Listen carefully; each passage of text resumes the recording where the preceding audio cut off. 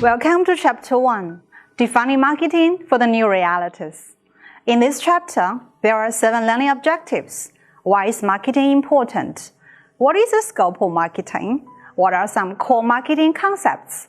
What forces are defining the new marketing realities? What new capabilities have these forces given consumers and companies? What does a holistic marketing philosophy include? What tasks are necessary for successful marketing management? There's a little margin for error in marketing. Just a short time ago, MySpace, Yahoo, Blockbuster, and Barnes & Noble were admired leaders in their industries. What a difference a few years can make! Each of these brands has been completely overtaken by an upstart challenger: Facebook, Google, Netflix, and Amazon. And they now struggle, sometimes unsuccessfully, for mere survival. To any companies, they need to pay much attention to their value recognition. As financial success often depends on marketing ability, successful marketing builds demand for products and services, which in turn creates jobs, and marketing builds strong brands and loyal customer base, intangible assets that contribute heavily to the value of a firm. Marketing is about identifying and meeting human and social needs. One of the shortest good definitions of marketing is meeting needs profitably. According to AMA, the formal definition of marketing is the activity, set of institutions, and processes for creating, communicating, delivering, and exchanging offerings that have value for customers, clients, partners, and society at large. Marketing management takes place when at least one party to a potential exchange thinks about the means of achieving desired responses from other parties. There are 10 main types of entities: goods, services, events, experiences, persons, places, properties, organizations, information, and ideas. So, who markets? If two parties are seeking to sell something to each other, we call them both marketers. A marketer is someone who seeks a response, attention, a purchase, a vote, a donation from another party called the prospect. There are 8 demands we need to know. Negative demand. Consumers dislike the products and may even pay to avoid it. Non-existent demand. Consumers may be unaware of or uninterested in the product. Latent demand. Consumers may share a strong need that cannot be satisfied by existing product. Declining demand. Consumers begin to buy the product less frequently or not at all. Irregular demand. Consumer purchases vary on a seasonal, monthly, weekly, daily, and even hourly basis. Full demand. Consumers are adequately buying all products put into the marketplace. Over full demand. More consumers would like to buy the product than can be satisfied.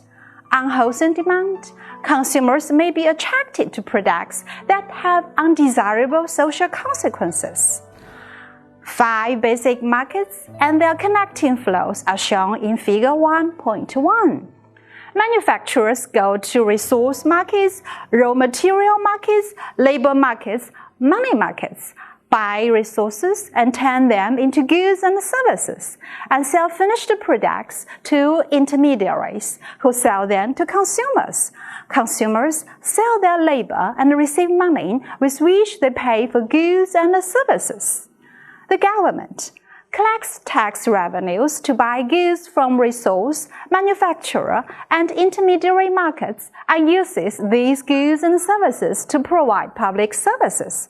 Each nation's economy and the global economy consists of interacting sets of markets linked through exchange processes.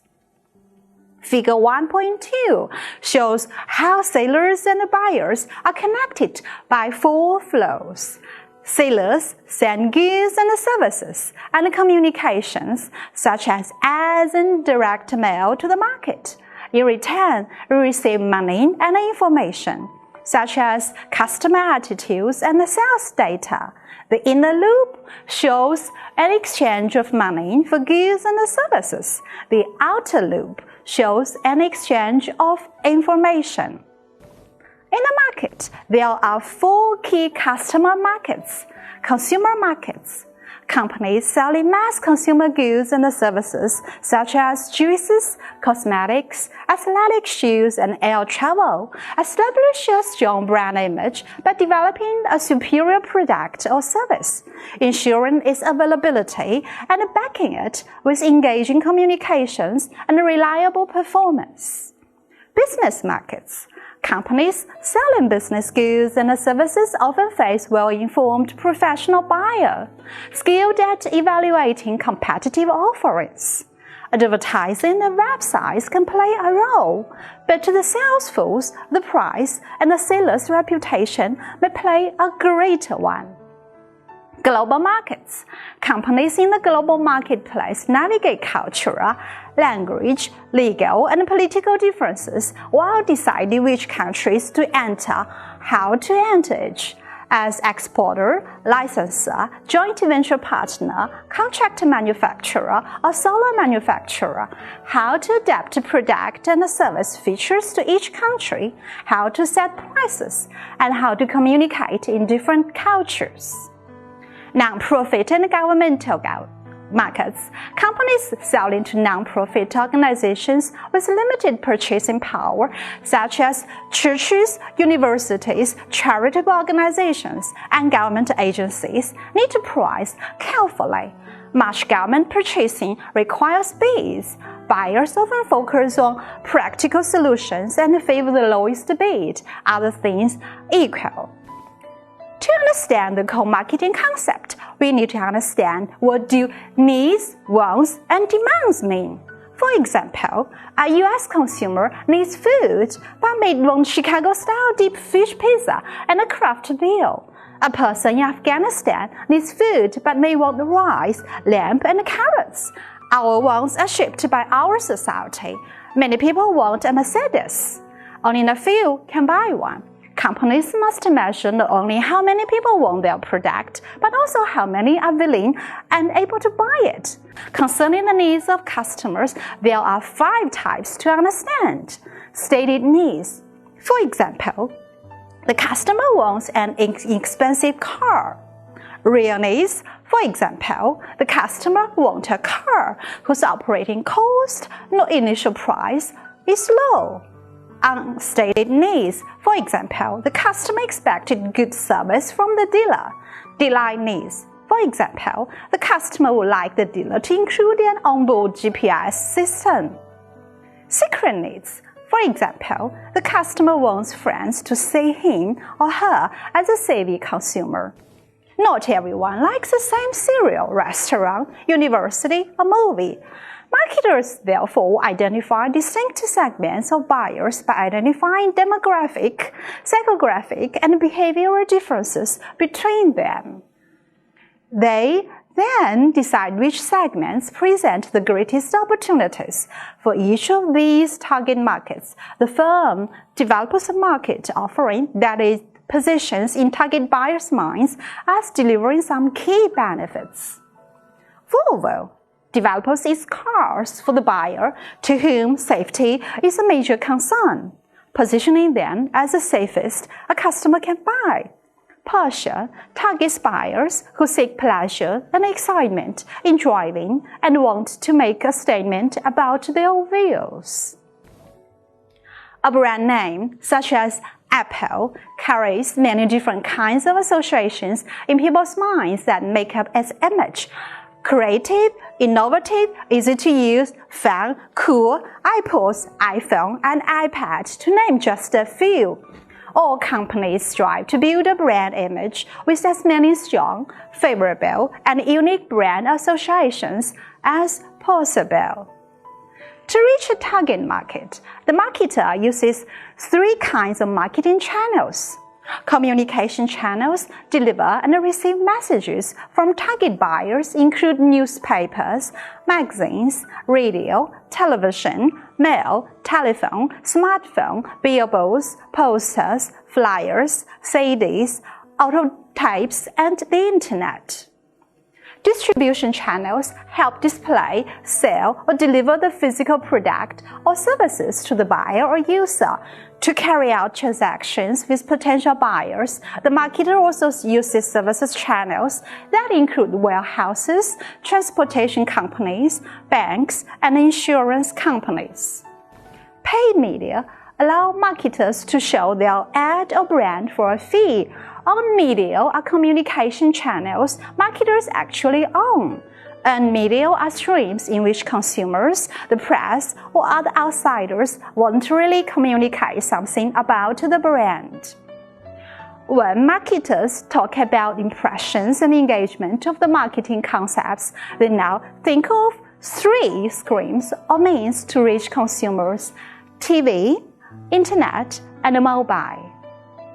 The buyer chooses offerings he or she perceives to deliver the most value, the sum of the tangible and intangible benefits and costs. If performance falls short of expectations, the customer is disappointed. If it matches expectations, the customer is satisfied. If it exceeds them, the customer is delighted. To understand better, we need to know about the supply chain. Each company in the chain captures only a certain percentage of the total value generated by the supply chain's value delivery system. When a company acquires competitors or expands upstream or downstream, its aim is to capture a higher percentage of supply chain value. From figure 1.3, we can understand the supply chain for coffee. An automobile manufacturer can buy steel from U.S. Steel in the United States, from a foreign firm in Japan or Korea, or from a mini mill such as Nucco at a cost savings. Or it can buy aluminum parts from Alco to reduce the car's weight, or engineered plastics from Saudi Basic Industrial Corporation instead of steel. Marketers must pay close attention to the trends and developments in these and adjust their marketing strategies as needed. New opportunities are constantly emerging that await the right marketing savvy and ingenuity. Take environment. The actors engaged in producing, distributing, and promoting the offering. Broad environment, demographic environment, economic environment, social-cultural environment, natural environment, technological environment, and political legal environment. That's for today's lecture. Next time, we will go on with the next part of Chapter 1.